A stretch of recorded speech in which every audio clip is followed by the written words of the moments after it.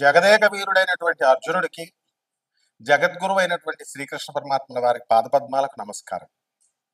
ముందు మనకి చావుని ముందే అంచనా వేయొచ్చు మనం.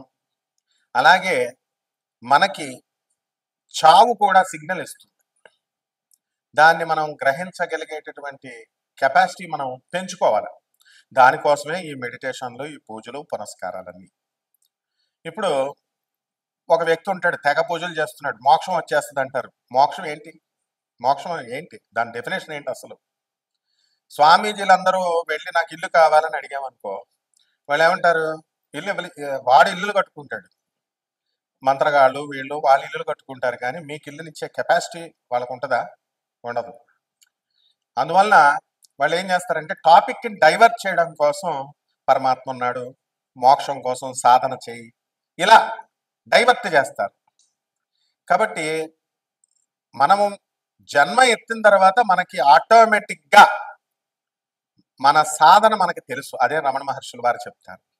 భగవాన్ రమణ మహర్షుల వారు తిరునావెల్లిలో ఆయన ఏం చెప్తారంటే, నిన్ను నువ్వు తెలుసుకో, అంతే. నిన్ను నువ్వు తెలుసుకున్నావంటే నువ్వు ఎక్కడి నుంచి పుట్టావు, నువ్వు ఇప్పుడు జీవితం జీవిస్తున్నావు, ఎక్కడ చచ్చిన తర్వాత ఎక్కడో పోతున్నావు, దట్స్ ఆల్, మ్యాటర్ క్లోజ్. ఈ ప్రపంచం అంతా నీ వెనక వస్తుంది అంటారు.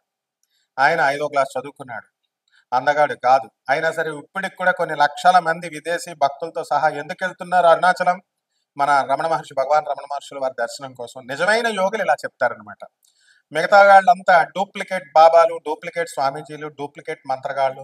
వీళ్ళు చెప్పేది ఏంటంటే సాధన చేసుకో, మోక్షం వస్తుంది.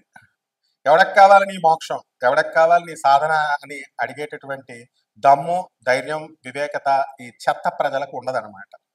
కాబట్టి మీకు చావు సిగ్నల్ ఇస్తుంది.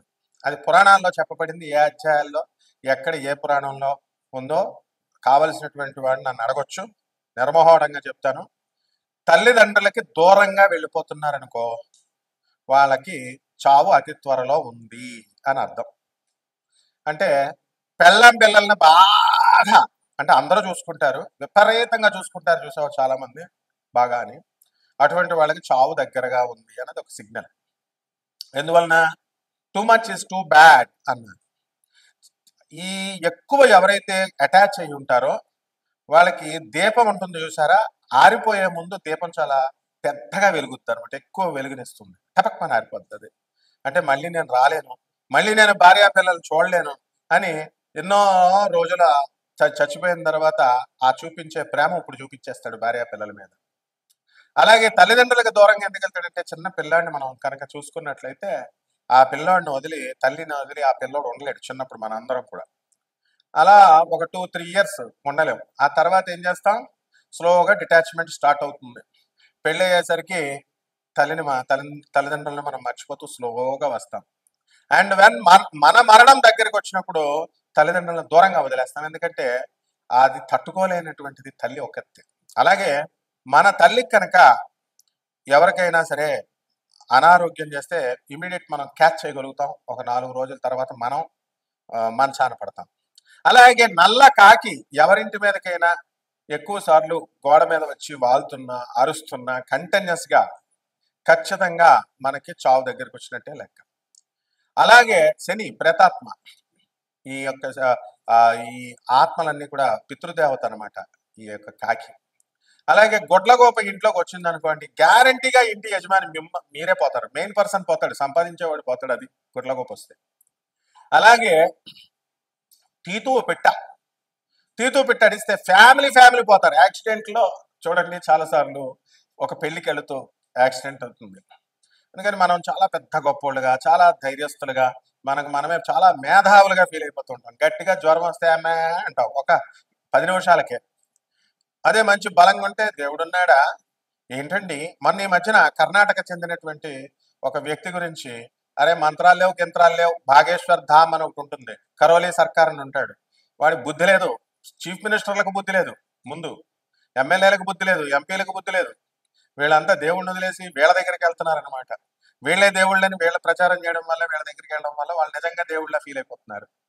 కాబట్టి అందులో ఎంతో మంచిగా అలాంటివి నడవకూడదురా. ఫోన్ నెంబర్ చూసి పేర్లు చెప్తే ఏంటి లాభం? నీకేంట్రా లాభం? ఫోన్ నెంబర్ చూసి చెప్తే నీకేమైనా ఇల్లు వస్తుందా, జాబ్ వస్తుందా? లేకపోతే ఫోన్ నెంబర్ అవన్నీ జరిగిపోయినాయి.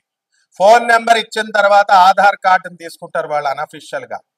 శివోహం అనేటటువంటి ప్రోగ్రాంలో ఒక వ్యక్తి యొక్క ఇలాంటి లీలలన్నీ బయట 5 నెలల ముందు బయట పడ్డాయి.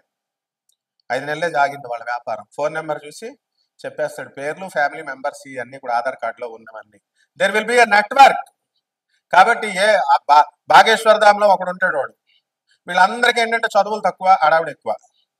నిజంగా చదువుకున్నటువంటి వాడు ఎప్పుడు కూడా ఒక వినయంగా, ఒక పద్ధతిలో, ఒక సాధనలో వెళ్తాడు. వీళ్ళంతా ఏంటంటే వీళ్ళు ఏకంగా దేవుళ్ళగా బిల్డప్ ఎత్తుంటే వెనకాల ఉన్నటువంటి వాళ్ళంతా కూడా రెచ్చగొడుతూ ఉంటారు. వీళ్ళు చేస్తారనమాట వాళ్ళని దేవుడు. వాళ్ళ తప్పుడు కాదు. కరోలీ సర్కార్ అని ఒకడు ఉంటాడు, వాడొకడు యూపీలో. ఇలా చాలా మంది ఉన్నారనమాట. కాబట్టి ఇటువంటి వాళ్ళ స్పీచ్లు ఎక్కువ విన్నా కూడా అయోగ్యుల స్పీచ్లు, అనర్హుల స్పీచ్లు, వాళ్ళతో సహవాసం ఇవన్నీ కూడా చేసినటువంటి వాడికి అతి త్వరలో మరణం ఉంది అని శాస్త్రాలు క్లియర్గా చెప్తున్నాయి. ఎందువల్లంటే దొంగోడితో పోలీసు నువ్వు తిరుగుతుంటే పోలీసు వాళ్ళు ఈ రోజు కాకపోయినా త్వరలో పట్టేస్తారు. అలాగే అదృష్టహీనులతో నువ్వు తిరుగుతున్నప్పుడు తప్పకుండా ఆ దురదృష్టం నేను పట్టుకుంటుంది.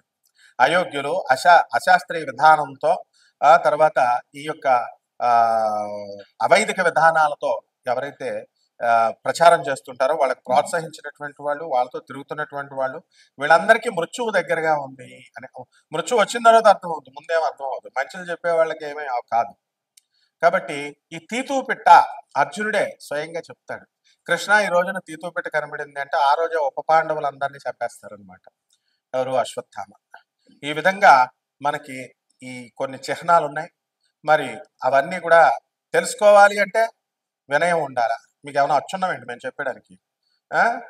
మా గురువుకి శుశ్రూష చేయాలి. శుశ్రూష చేస్తే కొద్దిగా చెప్తారు. అంతేగాని గురువు ఒక ప్రొఫెసర్ చెప్తుంటే ఎవర్రా మీరు అంతా అసలు నాకు చెప్తారు, కామెంట్స్ పెడతారు. Stupid fellows. ఎప్పుడైనా సరే ఎవడైనా సరే క్లాస్ రూమ్ ఇది, వినాలి, విని నేర్చుకోవాలి.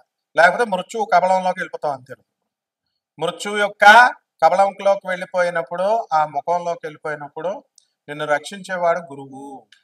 వాడే రమణ మహర్షి, వాడే పరమహంస యోగానందజీ, వాడే ప్రభాత్ రంజన్ సర్కార్. కాబట్టి ఈ ద్వాదశ జ్యోతిర్మ రాశులకి ఏ విధంగా జరుగుతాయో మనం తెలుసుకుందాం.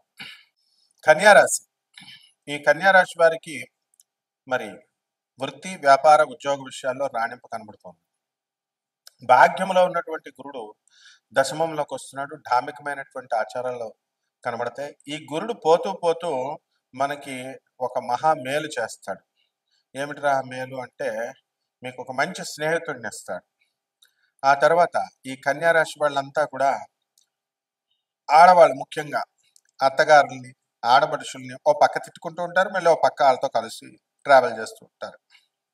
కాబట్టి ఇవన్నీ కూడా స్టాండర్డ్ అయినటువంటి విషయాలు కాదనమాట. కొత్త ఆలోచనలు మీకు పుడతా ఉంటాయి. చావు గురించి మీకు భయం పట్టుకుంటుంది. ఎందువలన మనకి ఈ యొక్క రాహుగ్రహ ప్రభావము, దానివల్ల ఇలా అనిపిస్తుంటుంది. మీకు రోజు కొన్ని కళలు వస్తూ ఉంటాయి. ఆ కళల్లో ప్రతిరోజు వరుసలో కనుక ఒక కాకి 3 రోజులు వస్తే చాలు. బయట 6 రోజులు కనబడాలా. 6 రోజులు కాకి అరుపు కంటిన్యూస్గా, కళలో 3 రోజులు వరుసలో కనుక వచ్చినట్లయితే మీరు మృత్యుముఖంలోకి వెళ్ళిపోతున్నారు అని మనం తలుచుకోవాలి. తర్వాత మాకు జీతబత్యాలు పెరగట్లేదండి, మేము ముందుకు వెళ్ళలేకపోతున్నామండి అనుకునేటటువంటి వాళ్ళంతా కూడా ముందుకు వెళ్ళగలుగుతారు. సంతానానికి సంబంధించి మీకు చక్కగా అనేకమైనటువంటి చికాకులు వస్తాయి. ఆ చికాకులను మీరు సమర్థవంతంగా పరిష్కరించుకుంటారు. మీకు ఈ నెలలో జ్వరాలు, జలుబు, మెయిన్గా లంగ్స్ ఇన్ఫెక్షన్ ఇందులో రావడానికి అవకాశాలు ఉంటాయి. కాబట్టి ఈ ఎట్టి పరిస్థితుల్లో కూడా ఈ కన్యారాశి వారు మహిళల జోలికి వెళ్ళకూడదు. మహిళల జోలికి కనుక వెళ్ళినా, మహిళతో మీరు ఏదైనా సరే మీరు అసభ్యంగా ప్రవర్తించిన మీ అందరి మీద కూడా ఈ కన్యారాశి వారు మరి కేసులు పెట్టడానికి అవకాశాలు ఉంటాయి. అలాగే ఈ కన్యారాశి వారికి మనము వృద్ధులు కళ్ళు కనబడడం లేదనో, లేకపోతే నా కాళ్ళు సరిగ్గా నడవడం రాలేదనో మీ తల్లిదండ్రులు మిమ్మల్ని తీసుకెళ్ళమంటారు హాస్పిటల్కి. మీరు నెగ్లెక్ట్ చేశారనుకోండి, మరి మీకు చావుకు దగ్గరగా వెళ్ళిపోతున్నట్టే లెక్క మీరు. కాబట్టి ఇవన్నీ కూడా ఏదో సరదాగా చెప్పేవి కాదు. నాసా రిపోర్ట్స్ ఆధారంగా మీ వ్యక్తిగత జాతకాన్ని అంతటినీ కూడా పరిశీలించి చెప్తాం. నాన్ కమర్షియల్ ఆస్పెక్ట్తో మేము చెప్పడం జరుగుతుంది కాబట్టి మీరు ఏం భయపడాల్సినటువంటి అవసరం లేదు. కాబట్టి కన్యా రాశి వారంతా కూడా మీ మీ వ్యక్తిగత జాతకాల కోసం నన్ను సంప్రదించవచ్చు. ఈ కన్యా రాశి వారు కొత్త కొత్త వస్తువులు ఈ నెలలో కొంటారు.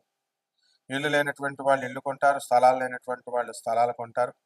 ఆ విధంగా మీరు ఎక్కడికో వెళ్ళిపోతారు ఈ కన్యా రాశి వాళ్ళు.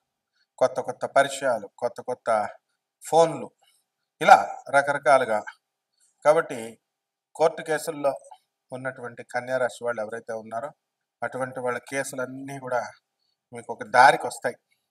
భార్యాభర్తల మధ్య గొడవలు నడుస్తున్నటువంటి వాళ్ళు, వీళ్ళు ఇంకా అలాగే ఉంటాయి.